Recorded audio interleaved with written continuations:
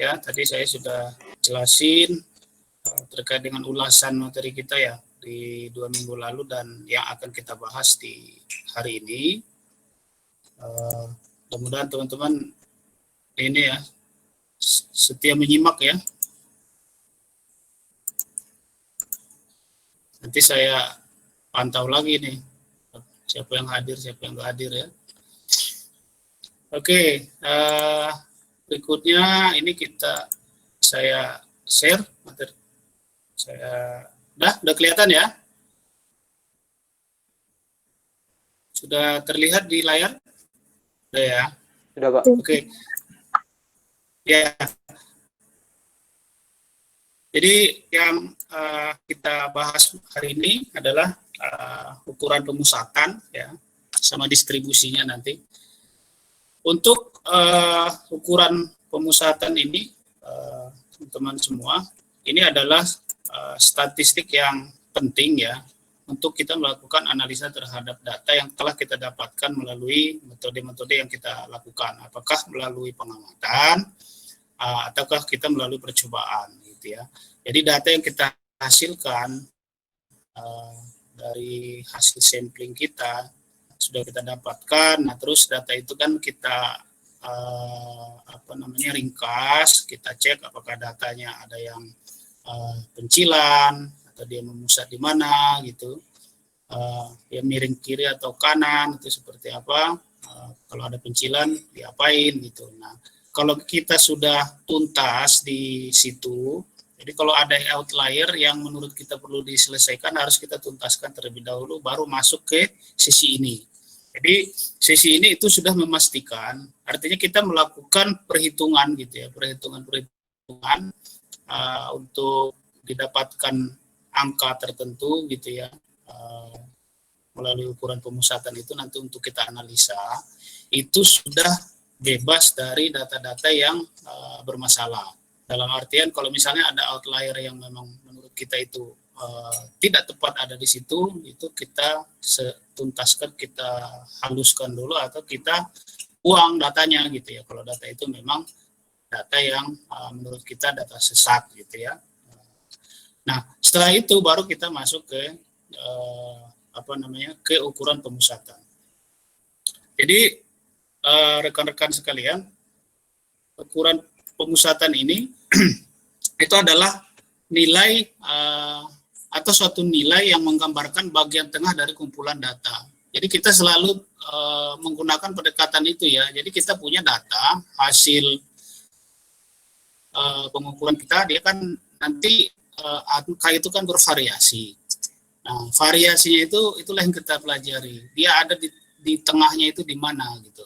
Jadi bagian dari data yang kita kita dapatkan itu dari hasil sampling kita, misalnya ada berapa data yang kita sampling dari sekian populasi berdasarkan ukuran tertentu. Nah, kita dapatkan dari awal misalnya, saya sampling sampel yang saya butuhkan adalah 100 gitu ya. Dari 100 itu berarti kan ada 100 data yang kita dapatkan. Nah, 100 data itu kan bervariasi. Kalau kita urutkan kiri, kanan gitu ya, terus ada yang di tengah, ada yang ngumpul di mana. Kalau kemarin dari deskripsi data, apakah tabel ataupun dari histogram gitu ya, kelihatan. Tetapi dia kan baru bersifat umum gitu ya, belum terlihat. Nah, di sini kita menuju ke titik tertentu. Sebenarnya dia nilai tengahnya itu ada di mana gitu ya. Kemarin kan baru selang ya, baru kelas dia posisinya, baru antara sekian sampai sekian. Setelah kita dapatkan itu, baru kita cek dia sebenarnya ada di mana.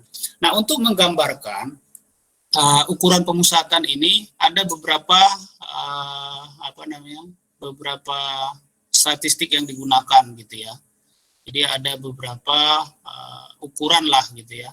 Ada beberapa ukuran untuk menggambarkan pemusatan data.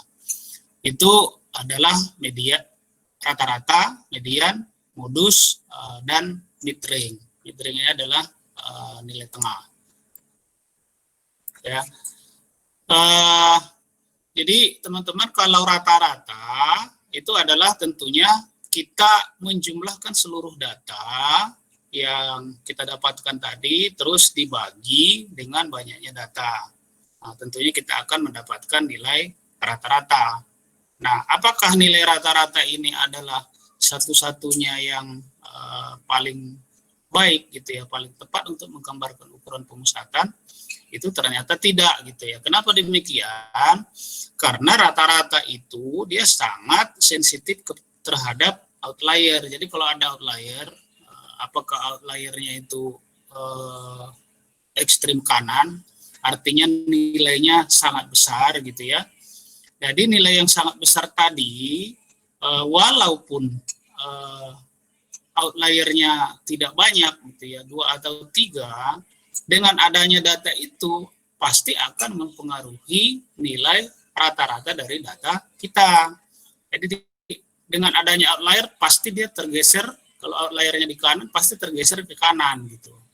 Nah, itu kekurangannya dari rata-rata itu. Ya.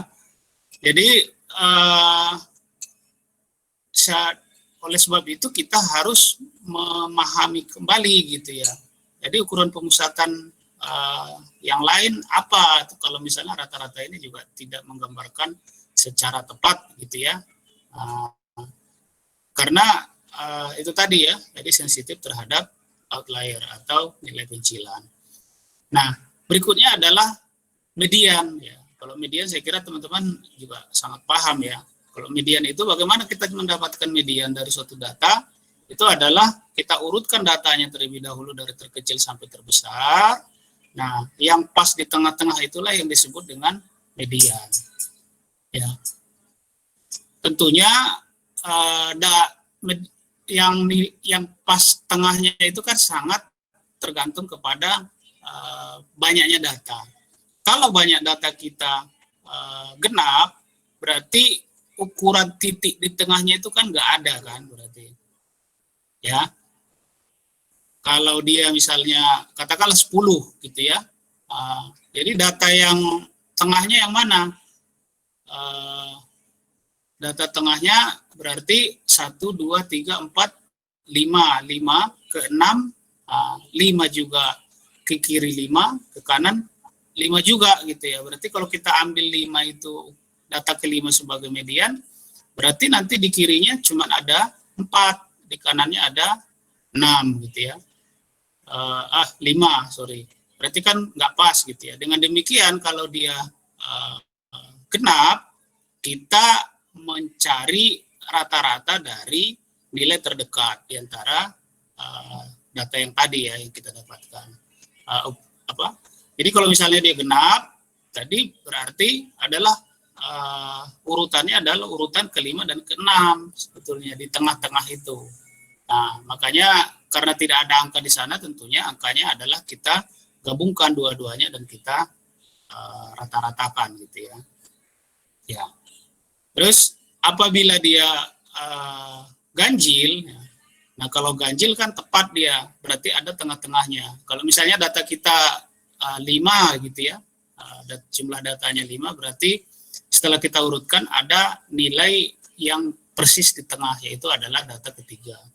Berarti cara mudahnya adalah tentunya data kalau dia ganjil, kita tambahkan 1, baru kita bagi 2, gitu ya. Nah, itulah letaknya ya, dan angka yang ditunjukkan oleh letak tadi itulah yang kita jadikan sebagai median.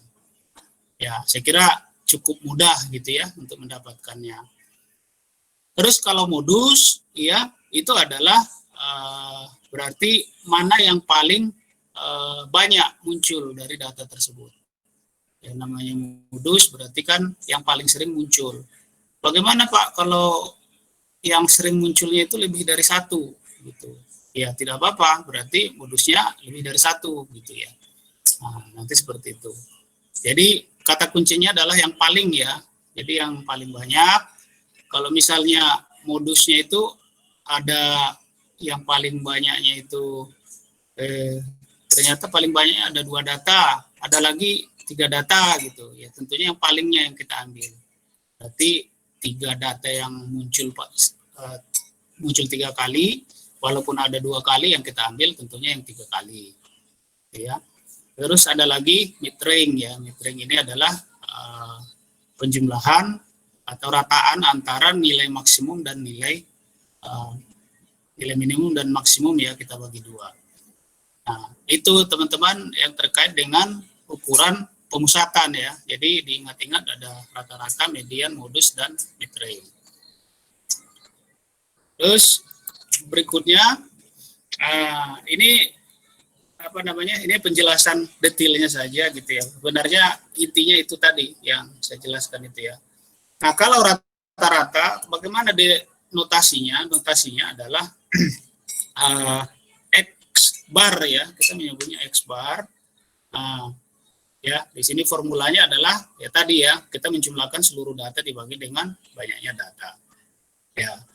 Jadi kalau misalnya kita punya data di sini kebetulan 1, 2, 3, 4 ada 5 data, ada data 22, 22, 26, 24, 23 gitu ya. Nah, teman-teman jumlahkan dibagi 5 ya ketemulah 23,4. Berarti rataan atau rata-rata dari 5 data tadi itu adalah 23,4 gitu ya. Berikutnya teman-teman, kalau X bar itu adalah statistik bagi sampel ya, bagi contoh gitu. Nah, untuk X bar ini itu kan penduga bagi rata-rata dari populasi. Nah, kalau rata-rata dari populasi kita menyebutnya adalah mu gitu ya. Mu itu di notasinya itu seperti yang teman-teman lihat di layar adalah mu juga sama ininya ya, bahwa jumlah dari seluruh data populasi dibagi dengan banyaknya populasi. Nah, kalau X bar dia sampel, karena dia sampel adalah berarti banyaknya data contoh gitu ya. Itu saja sebetulnya ininya substansi perbedaannya. Perlu teman-teman ingat tentunya bahwa X bar itu adalah data rata-rata untuk sampel, sedangkan mu adalah rata-rata untuk populasi. Nah, mu ini sering tidak kita dapatkan datanya, gitu. Oleh sebab itu, X bar inilah yang kita gunakan sebagai penduga, istilahnya, penduga bagi mu. Ya, jadi X bar ini adalah atau rata-rata contoh itu merupakan penduga bagi rata-rata populasi. Nah, ini tadi kelebihan kekurangannya ya. Tadi ada kekurangannya tadi, dia sangat sensitif terhadap outlier ya. Nah, cuman kelebihannya memang ini bagus juga gitu ya. Rata-rata ini sangat diandalkan gitu ya. Jadi dibandingkan dengan 3 ukuran pemusatan yang lainnya tadi, ini lebih diandalkan sebetulnya. Tetapi nanti dalam hal menganalisa tentunya kita bisa mix ya antara ketiga-tiganya gitu. Ya. Namun demikian gini teman-teman, dia akan lebih pas gitu ya apabila kita membandingkan 2 sampel gitu ya.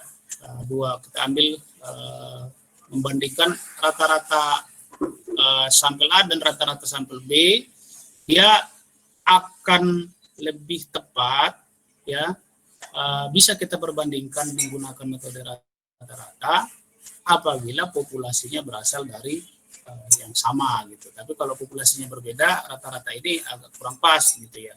Nanti ada angka 23,4 dengan ada misalnya kita dapatkan angka 23,7 gitu ya, kita perbandingkan ternyata bukan berasal dari populasi yang sama gitu, atau alat ukurnya berbeda atau satuannya berbeda gitu, itu menggambarkan bahwa dia bukan berasal dari populasi yang sama. Nah, kita perbandingkan tentunya tidak tepat gitu ya, nggak ketemu ya.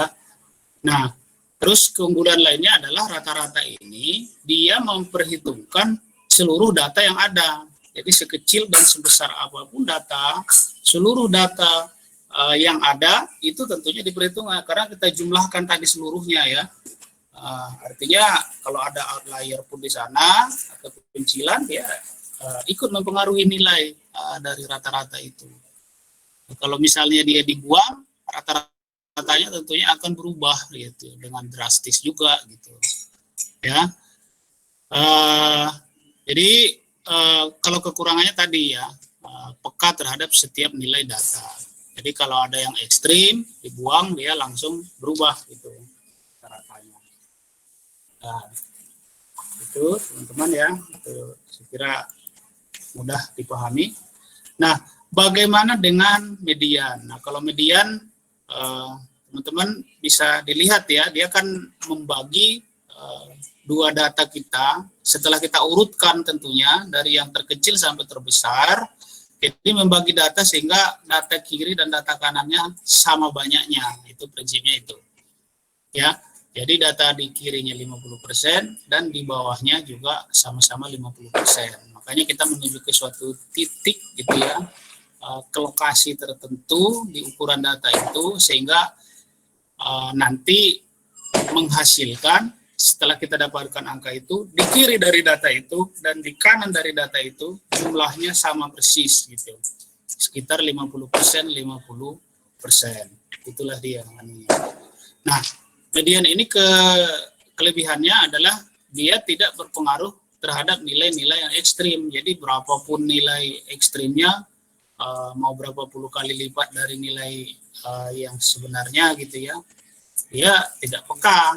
Kenapa demikian? Karena dia hanya mengurutkan saja. Dia tidak tahu nilai terbesar itu mau berapa, mau nambah sedikit dari nilai yang sebelumnya atau nilainya bertambah besar, dia tetap menganggap sama gitu ya. Rekan teman-teman bisa lihat ya di layar, di situ ada kayak kelereng gitu ya. Halo, suaranya masih ada? Masih, Pak. Nah, bisa terlihat ya, bisa terlihat. Nah, ini kan untuk memudahkan saja melihat bahwa teman-teman kita punya 5 data. Ya, yang di sebelah kiri itu datanya adalah data 1, 2, 3, 4 dan 5 gitu. Itu kita punya 5 data, datanya adalah angka 1, angka 2, angka 3, angka 4, angka 5. Nah, mediannya itu adalah angka 3 gitu ya. Karena setelah diurutkan 1, 2, 3, 4, 5, yang membagi data menjadi 2 sehingga di kiri dan kanannya sama-sama 50%, 50%, itu adalah ukuran angka ketiga gitu ya. Lokasi urutan data ketiga kebetulan angkanya angka 3. Nah, terus sementara yang di sebelah kanan kita punya data angka 1, angka 2, angka 3 dan angka 4 dan angka 10 gitu ya. Ini ekstrim. Ya.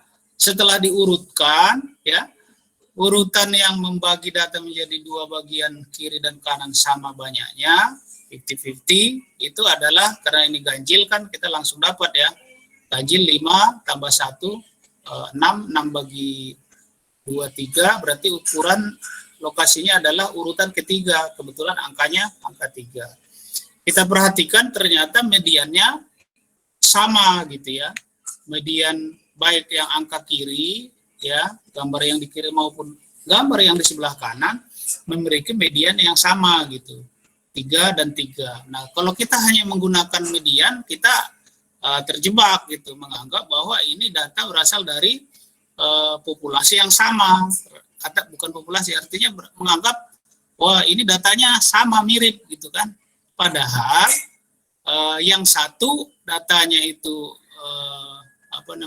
hampir seragam atau memusat di titik tertentu, sementara yang ini dia sudah mencong ke kanan gitu. Artinya ada data yang berbeda jauh dari data kumpulan data yang lainnya gitu.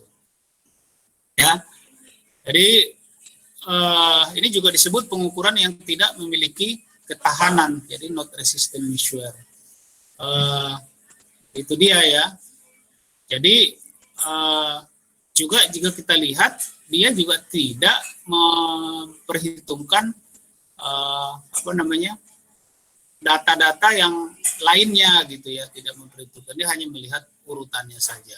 Nah, itu tadi ya, perlu di-mix. Kalau kita hitung rata-ratanya pasti sudah berbeda ini rata-ratanya. Baik gambar kiri, tentunya gambar kiri itu rata-ratanya akan lebih kecil dibandingkan dengan rata-rata gambar yang di sebelah kanan, karena ada data yang ekstrim tadi gitu ya. Makanya dibilang kalau rata-rata dia sangat sensitif terhadap data outlier ya. Oke. Terus median ini kita denotasikan sebagai X tilde namanya ya, X tilde. Jadi ada kayak apostrof gitu ya, X ada apostrofnya di atas gitu. Kalau yang tadi X bar ya, sama bar saja di garis. Oke. Nah ini bagaimana mendapatkannya, saya kira tadi sudah dijelaskan ya, kalau dia positif, ini gampang saja bagi teman-teman.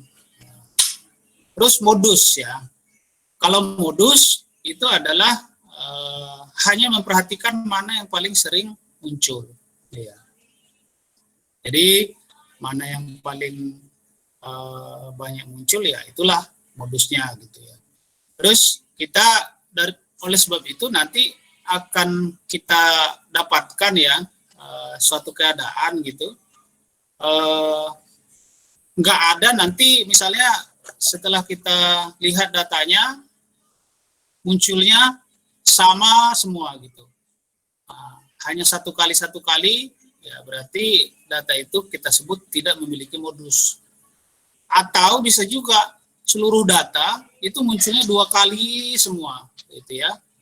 Artinya tidak ada membedakan data satu dengan yang lain. Itu juga tetap disebut tidak memiliki modus ya, no mode. Terus tentunya akan kita juga ada keadaan ya, kita dapatkan satu modus gitu, karena dialah satu angka didapatkan satu angka yang paling banyak muncul. Terus juga ada keadaan juga nanti kita mendapatkan angka itu muncul modusnya 2 kali, ada 2 angka yang muncul. Nah, itu disebut dengan bimodal. Atau bisa juga multi ya, lebih dari 1.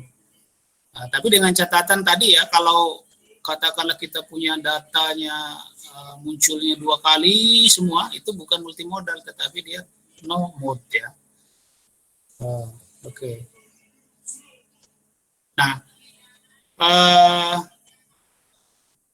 ini sebagai contoh ya, bisa dilihat teman-teman. Untuk yang A ya, bisa terlihat angkanya 22, 22, 26, 24, 23. Nah, tentunya modusnya adalah yang muncul lebih banyak hanya angka 22 gitu ya. Dengan demikian modusnya adalah 22. Sedangkan di B ya 22, 22, 22, jadi angka 22-nya muncul 3 kali, 23, 23, 23, angka 23-nya muncul 3 kali, 24, 24, 24-nya muncul 2 kali, 26 dan 27 muncul 1 kali. Jadi dengan demikian ada yang muncul 1 kali, ada yang muncul 2 kali, dan ada yang muncul 3 kali. Nah, yang paling banyaklah yang kita jadikan sebagai modus. Yang muncul adalah berarti yang munculnya 3 kali. Yang 3 kali adalah angka 22 dan 23. Dengan demikian dia muncul 2 kali, 2 modusnya ya, dengan disebut bimodal. Sedangkan yang C, ini semuanya munculnya sekali semua. Dengan demikian tidak ada yang paling sering muncul, sama-sama munculnya gitu ya. Tidak ada yang paling sering, dengan demikian dia tidak memiliki modus. Nah, sedangkan yang terakhir ya, ukuran pemusatan ini adalah mid-range ya. Kalau mid-range tadi tinggal dijumlahkan antara nilai paling kecil dengan nilai paling maksimum, terus kita bagi 2. Jadi rata-rata ya, rata-rata yang paling kiri dan paling kanan, nah, itulah yang menjadi mid-range. Nah, mid-range ini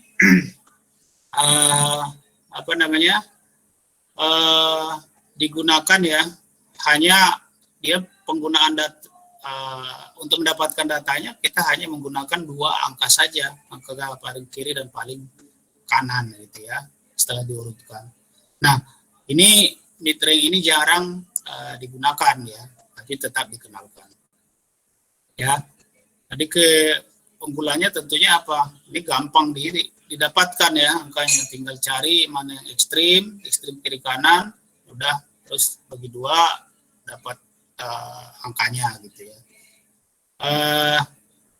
Jadi memang ini juga agak kebingungan gitu ya.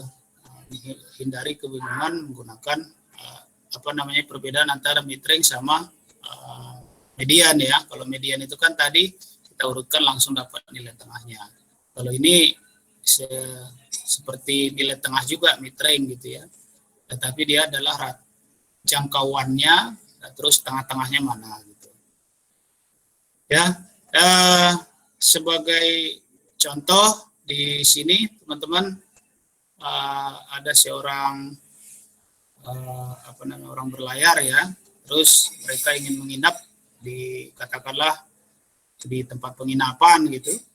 Ada 5 ya yang mereka kunjungi gitu ya, ditanyain di sini berapa, terus akhirnya yang bersangkutan dapat datanya. Terus ada yang 2 juta per malam, ada yang 500, ada yang 300, 100 ya.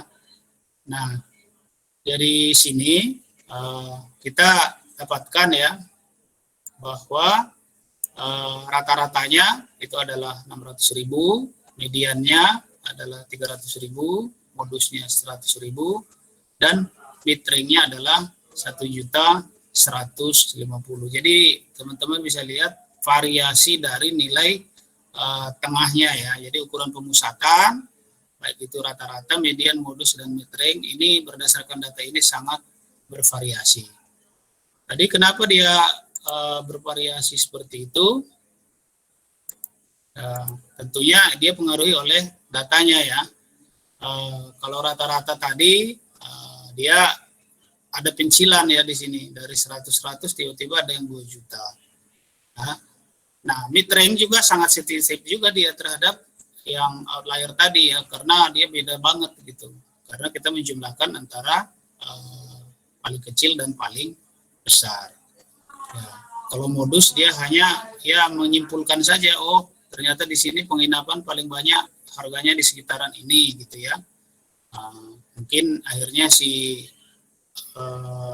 yang berlayar tadi mungkin dia sesuai dengan kemampuannya, dia mau di mana, apakah dia yang cukup dengan yang harga ekonomis saja ya yang banyak muncul, atau dia ada di yang mendekati di nilai tengahnya gitu ya. Kalau nilai tengahnya tentunya adalah sekitar 500 gitu ya. Itu teman-teman ya yang terkait dengan ukuran pemusatan ya.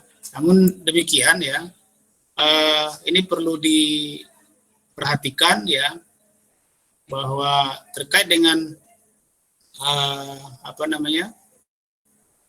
dengan ukuran pemusatan tadi. Nah, ini penting diperhatikan bagaimana kita misalnya kalau misalnya ada data kita, nah bagaimana cara setelah dapat datanya kita meringkasnya jadi berapa. Mungkin nanti terkait dengan rata-rata kan kita dapatkan komanya banyak gitu ya. Nah, di sini carry one more decimal place than is present in the original set of value. Jadi diupayakan kita tidak menghilangkan desimalnya sehingga sama dengan data aslinya gitu ya. Jadi istilahnya ditambahkan lebih banyak desimal gitu ya, yang wajar. Itulah ya intinya gitu. Jadi kalau misalnya rata-ratanya tadi 3,257 sekian gitu ya. Nah, mungkin nanti kalau angka aslinya adalah hanya dia angka bilangan bulat, ya mungkin kita ambil desimalnya 1 atau 2 desimal ya. Terus yang perlu juga berpikir kita secara kritis ya. Jadi kita pikirkan bahwa hasilnya itu wajar atau tidak gitu ya. Dari tadi membandingkan beberapa itu, kira-kira yang paling masuk akal yang mana gitu ya. Dan bagaimana juga metode kita untuk mengumpulkan data yang kita olah tadi gitu ya. Oke.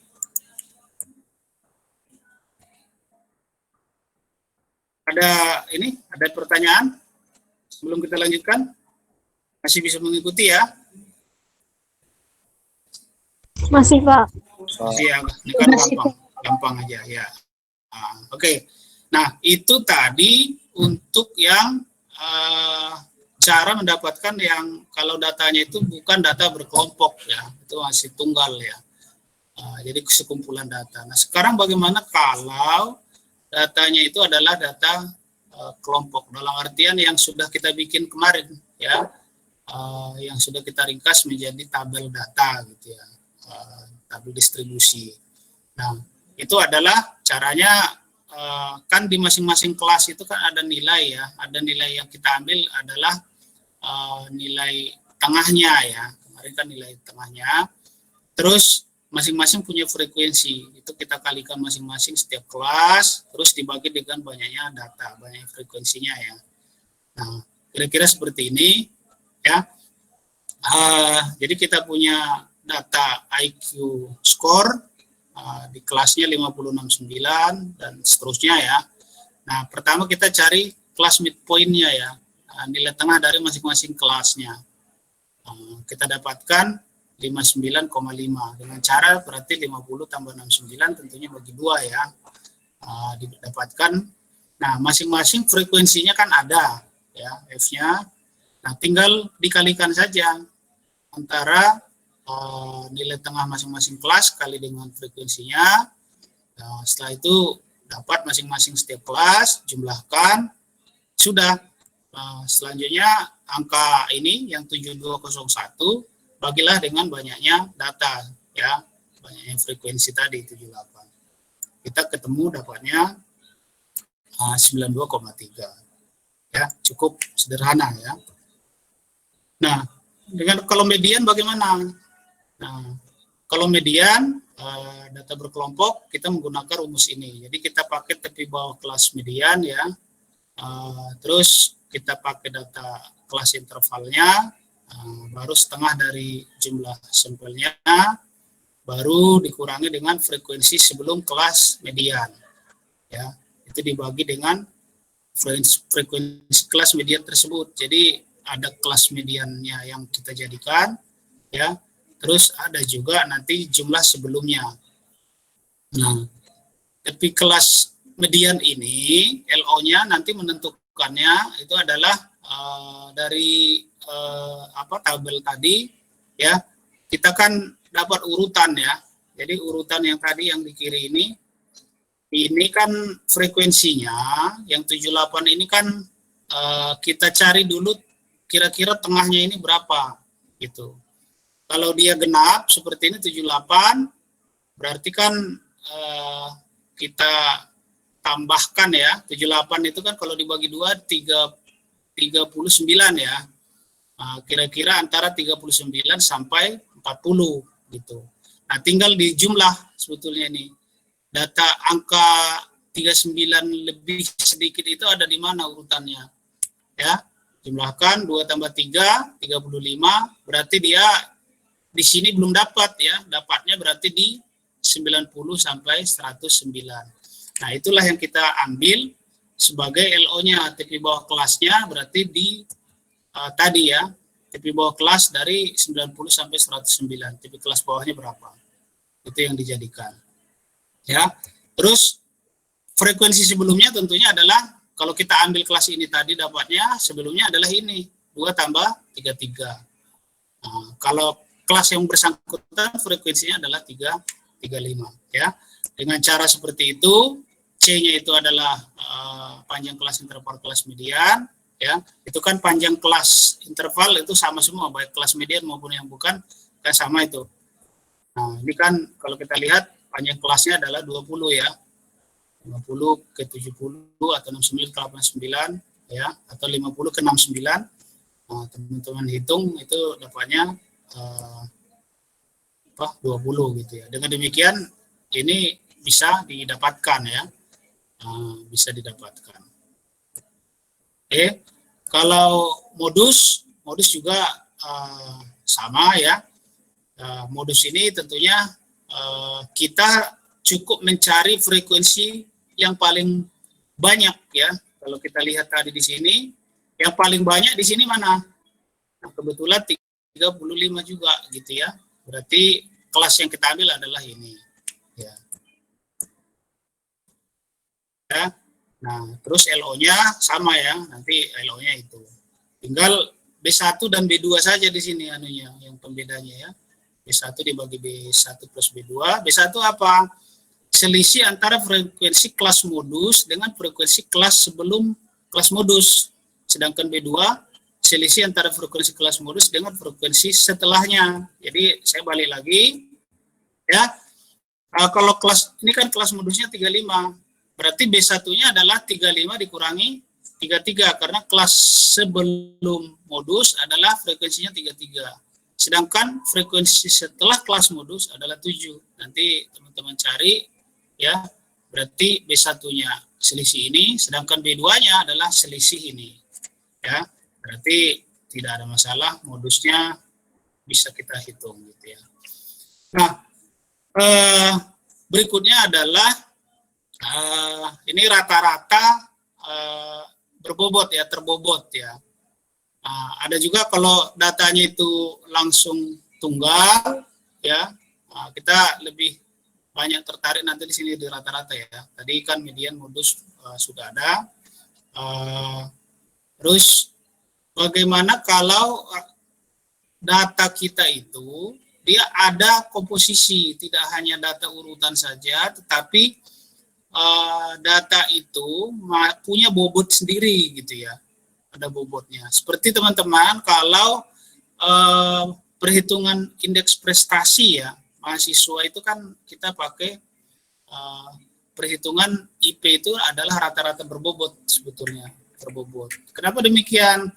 Karena teman-teman dapatkan nilai ya, ada mata kuliah A, mata kuliah B atau statistika terapan ini gitu ya. Nanti bagaimana nilai akhir paling nilai masing-masing mahasiswa, nilai IP-nya. Nah, itu kan teman-teman punya data nilai. Data nilainya apa?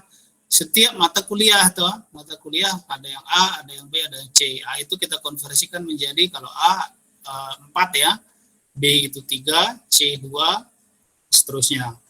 Apakah nilai IP teman-teman itu hanya membagi nilai itu, berapa dapat A-nya, berapa dapat nilai B-nya, terus langsung dibagi? Kan tidak.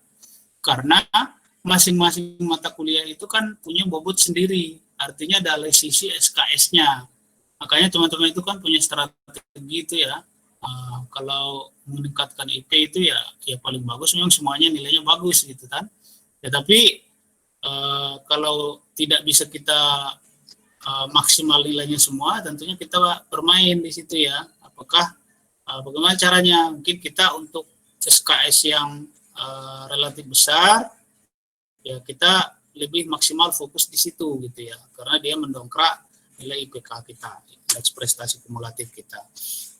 Nah, itu salah satu contohnya ya. Nah, makanya di sini teman-teman bisa lihat cara menghitungnya adalah misalnya ada 5 mata kuliah lah gitu ya. Nilainya adalah ada yang dapat nilai A, B, C, dan F. Kalau di STAN ada nilai F enggak? Halo? Nggak ada, Pak. Nggak ada ya. Nah,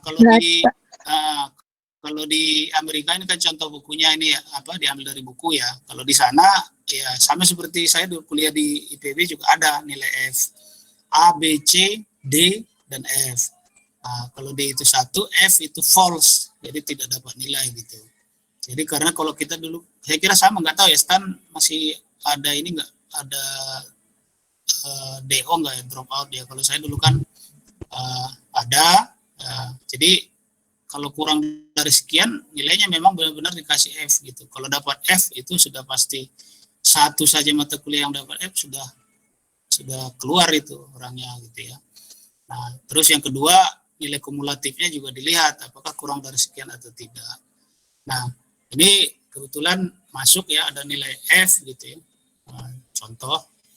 Nah, terus masing-masing mata kuliah ini punya bobot dari sisi SKS ini ya. W-nya adalah urutannya 3, 4, 3, 3, 1. Nah, dengan demikian nilai X-nya adalah kita konversi dari itu tadi ya, A-nya 4, B-nya 3, C-nya 2, dan F-nya 0. Nah, ini tinggal dikalikan 3 kali 4 dan seterusnya. Nah, dibagi dengan jumlah bobotnya. Jadi ketemulah IP yang bersangkutan adalah 3,07. Nah, itu penerapannya ya. Jadi rata-rata itu tidak hanya rata-rata yang biasa. Nah, kita mengenal ada 3 nih. Ada rata-rata data tunggal, ada data kelompok ya, ada kelompok dan ada weighted ya. Jadi rata-rata terboboti gitu ya.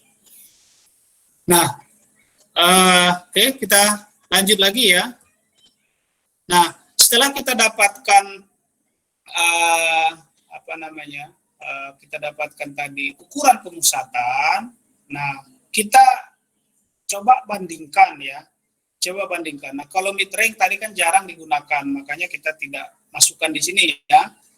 Kita ingin membandingkan posisi hubungan antara rata-rata, median, dan modus. Ya. Jadi ini berhubungan dengan ukuran kemiringan ya. Kemarin juga sudah saya kenalkan ya, ada skewness ya.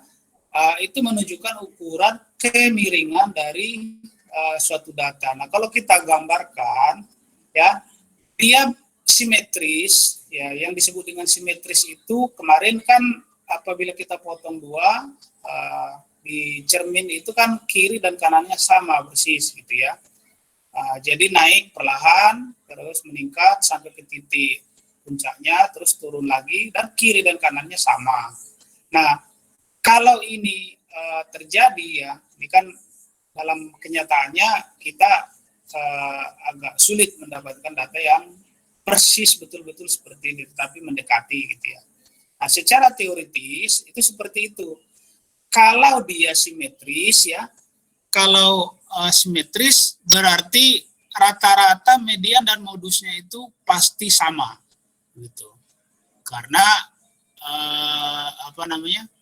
datanya itu betul-betul simetris gitu, nggak ada yang lebih banyak di kanan, tidak ada yang lebih banyak di kiri gitu, betul-betul simetris gitu, dan angkanya pun betul-betul dapat angka yang sama gitu ya, itu simetris. Nah, selanjutnya ya teman-teman, kalau data rata-ratanya itu ya, ini yang kiri kita lihat, karena ada pencilan di kiri gitu ya. Data itu sebetulnya banyaknya di kanan gitu ya.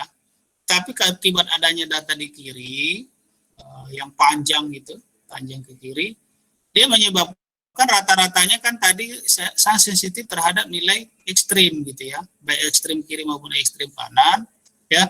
Rata-rata itu kan ekstrim terpengaruh dia. Dengan demikian akan tergeser si rata-rata ini kepada nilai yang ekstrim tadi ya. Pada posisi seperti ini berarti rata-ratanya akan di kiri dari median dan modus ya. Terus bagaimana dengan median modus? Nah, median modus karena modusnya itu merupakan nilai yang paling sering muncul, berarti akan ada di titik puncak kan begitu. Nah, median juga dia tergeser juga sedikit gitu ya, walaupun karena dia kan urutan sebetulnya. Jadi kalau kita lihat data ini banyak tergeser dia ada di sebelah kanan, artinya data ini kalau kita lihat di sebelah kanannya lebih sedikit datanya dibandingkan dengan yang sebelah kiri dari puncak kan begitu ya cara membacanya ini. Lebih banyak di kiri, dengan demikian urutan data nilai tengahnya akan tergeser daripada nilai modusnya gitu. Makanya urutannya kalau kita lihat kalau dia menceng ke kiri berarti urutannya adalah rata-rata paling kiri, selanjutnya median, baru modus gitu. Jadi kalau ditanyakan nanti bagaimana sifat hubungan antara min, median, modus pada saat dia miring ke kiri, nah itu kira-kira seperti itu teman-teman. Nah, ukuran kemiringan ini ya itu digunakan sebagai alat bantu kita juga gitu ya. Karena rata-rata dan median ini tidak selalu bisa digunakan untuk mengidentifikasi bentuk distribusi. Ya.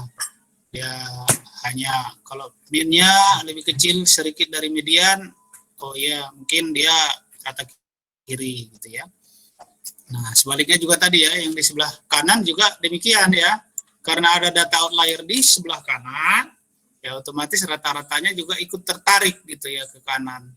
Karena ada nilai yang besar, rata-ratanya otomatis juga terpengaruh gitu ya. Nah, modusnya sama. Nah, berarti kalau dia miring ke kanan berarti urutannya adalah modusnya di kiri, baru median, baru rata-rata ya. Nah, jadi skewness ini kita alat yang kita gunakan untuk menggambarkan ya, mengidentifikasi bentuk distribusi. Nah, saya jelaskan sedikit ya terkait dengan skewness. Kalau misalnya nanti kita dapatkan angka gitu ya dari skewness, dia normal ya apabila jadi kalau dia simetrik betul, skewness-nya itu adalah nilainya 0 ya, dicatat ya teman-teman ya. Jadi kalau 0 dia berarti dia distribusi normal. Nah, mungkin data kita itu tidak bisa menghasilkan betul-betul 0 ya.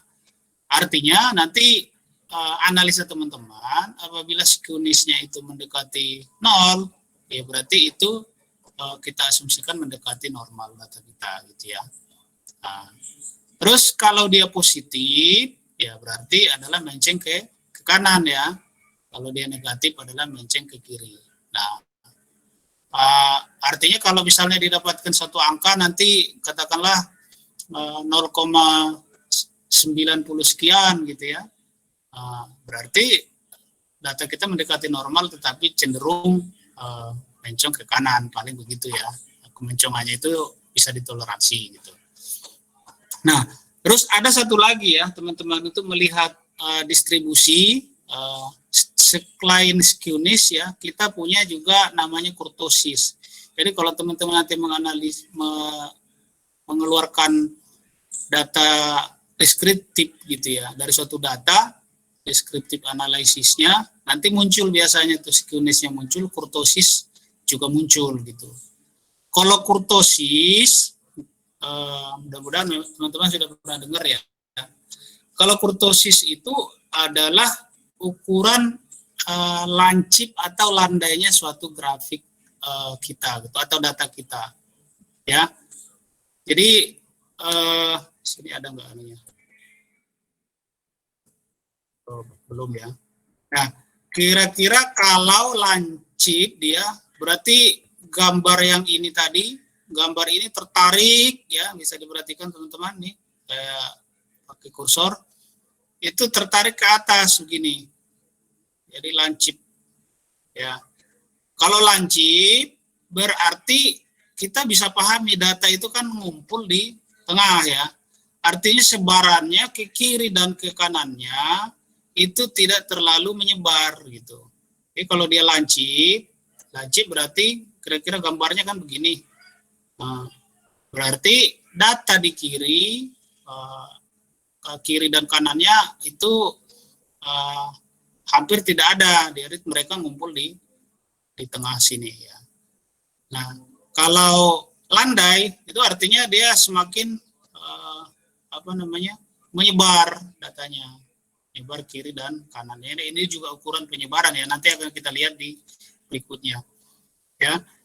Nah, cuma sebagai catatan, bagaimana cara menentukan apakah dia landai atau tidak, dan untuk ke normal atau tidak, dia ada ukurannya. Kalau kurtosisnya 3, jadi 3 yang menjadi ini. Sampai dengan 3, ya masih dianggap normal. Tapi kalau dia lebih dari 3, ya, lebih dari 3 itu berarti dianggap adalah lancip gitu ya. Ya, kalau lebih kecil berarti dianggap landai ya. Nah itu dia teman-teman, jadi sudah ada agak menjelaskan sebetulnya dari sisi distribusi dari suatu data. Oke, ada yang mau ditanyakan sebelum kita lanjut lagi?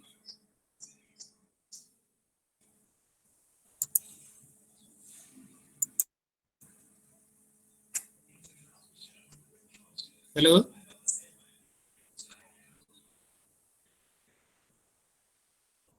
Aman? Benar? Aman. Aman, Pak. Oh, oke, bisa diikuti ya. Oke, lanjut lagi. Ini udah jam berapa? Udah jam 9, 8 lewat ya. Udah jam 9. Oke, kita lanjut kembali.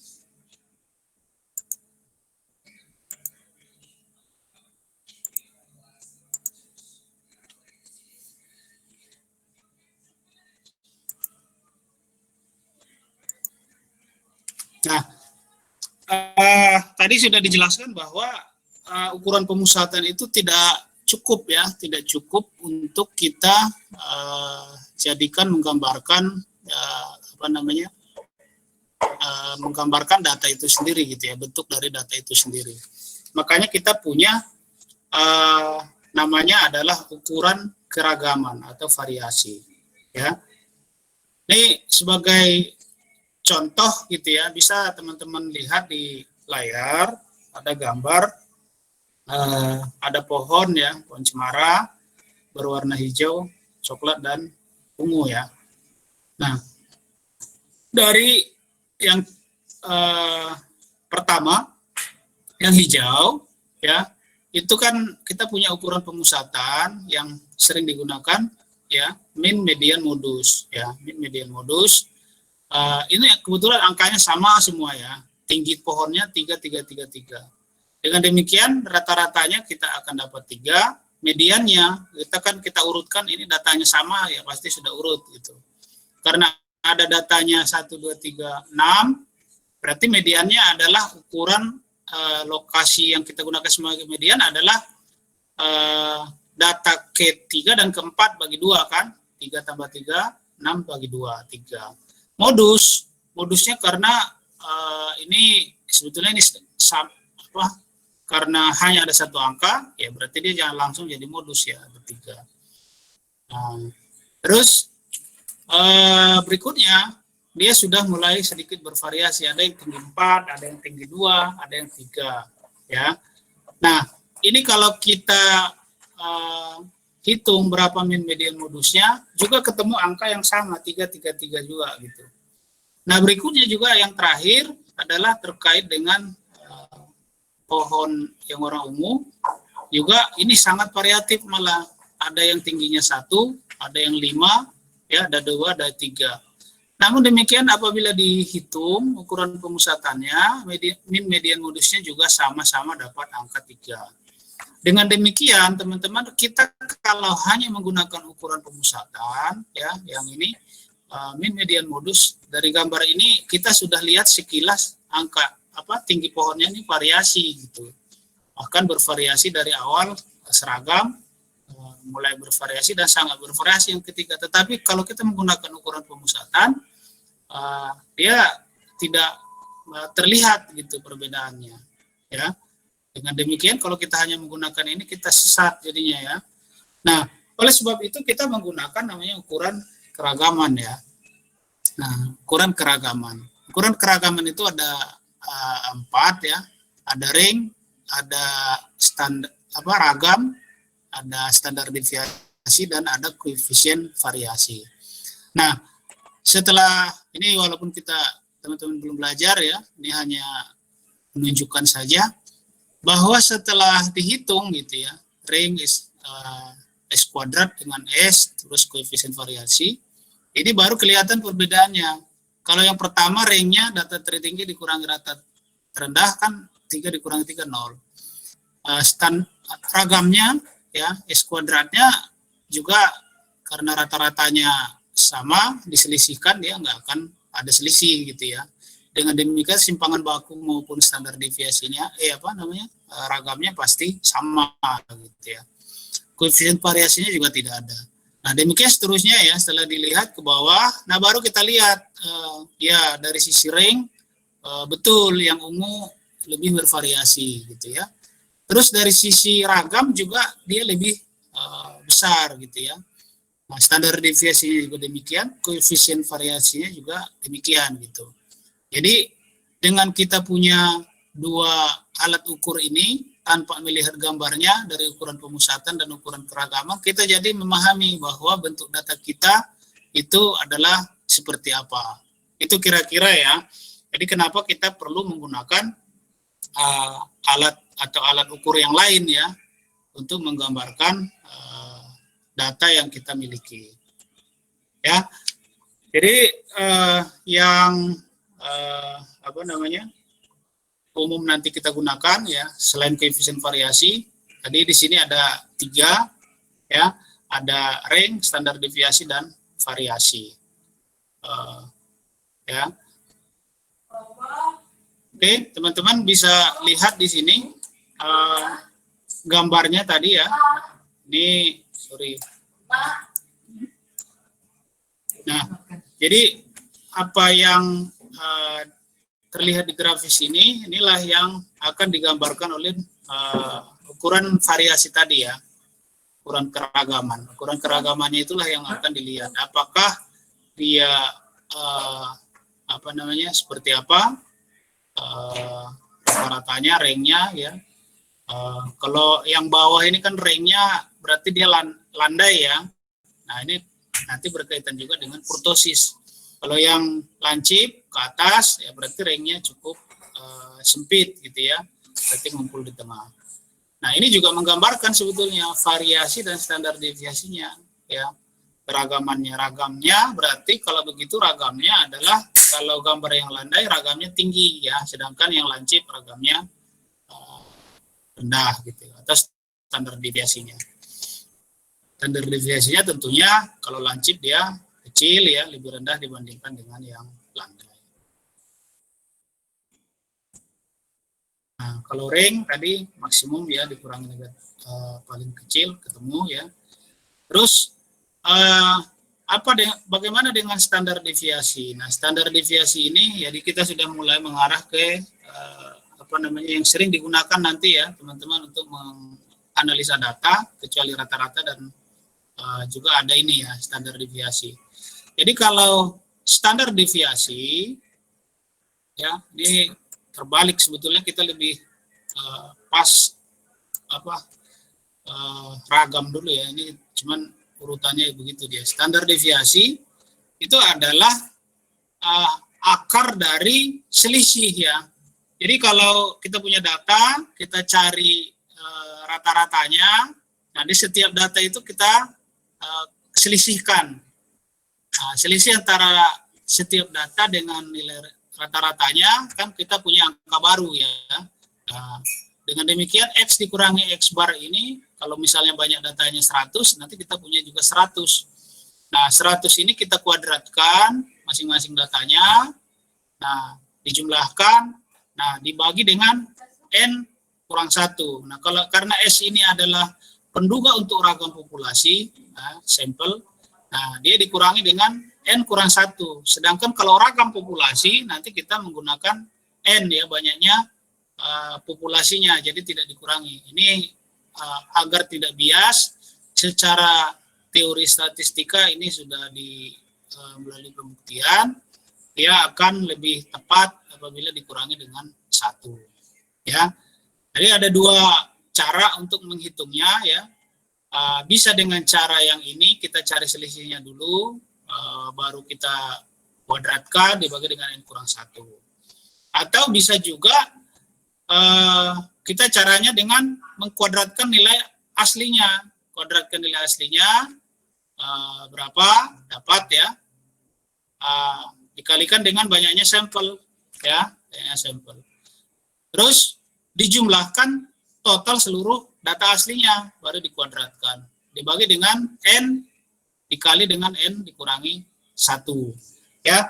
Ini yang di kanan ini adalah bentuk secara teori statis, tapi kita tidak perlu buktikan gitu ya. Ini pembuktian dari ini, jadi nanti secara matematis ini bisa diuraikan sampai menjadi ini yang di kanan.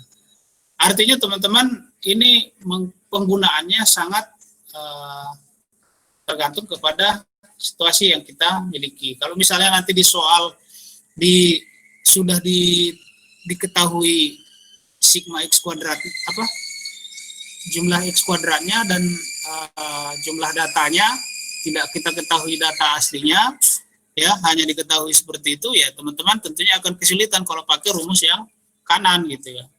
Tetapi kalau misalnya diketahui soalnya, datanya itu adalah data asli, tidak diberikan data lagi apa-apa, nah mau tidak mau teman-teman bisa menggunakan ini gitu, atau bisa juga menggunakan yang ini, ya. Ya, terus nilai standar deviasi itu meningkat dramatis apabila dimasukkan satu atau lebih outliers, ya, karena dia menghitung selisih antara nilai aslinya dengan nilai rata-ratanya. Tadi kan kita sudah bilang bahwa nilai rata-rata itu dia sensitif terhadap outlier.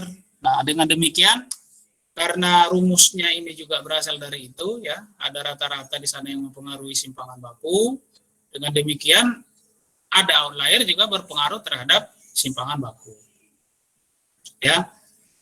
Terus kalau kita punya dua nilai standar deviasi, ya, kita punya dua standar deviasi, satu sekian, standar deviasi yang satu sekian, ya. Kita bagaimana kita membandingkan antara standar deviasi satu dengan yang lain itu? Boleh nggak diperbandingkan? Dia akan tepat diperbandingkan apabila rata-ratanya itu relatif sama. Jadi dua data yang berbeda, sampel A, sampel B, ya, tentunya tadi alat ukurnya sama, rata-ratanya juga mendekati. Nah, kalau rata-rata mendekati, baru simpangan bakunya bisa kita perbandingkan. Berarti kalau simpangan yang satu dengan yang lain, bisa kita bilang, oh ini ragamnya atau standar deviasinya lebih besar. Ya, dengan catatan apabila rata-ratanya relatif sama, ya. Terus bagaimana kalau rata-ratanya berbeda? Terus kita punya simpangan atau standar deviasi. Itu tidak bisa kita langsung bandingkan. Nah, itulah ada satu lagi koefisien variasi, ya. Jadi kita membandingkan antara S dan nilai rata-ratanya, terus nanti dikali 100%, nanti akan ada di bagian berikutnya, ya. Oke. Rumusnya saya kira ini cukup sederhana. Kalau kita bikin di Excel, ada data akan lebih mudah nanti, ya, melihat.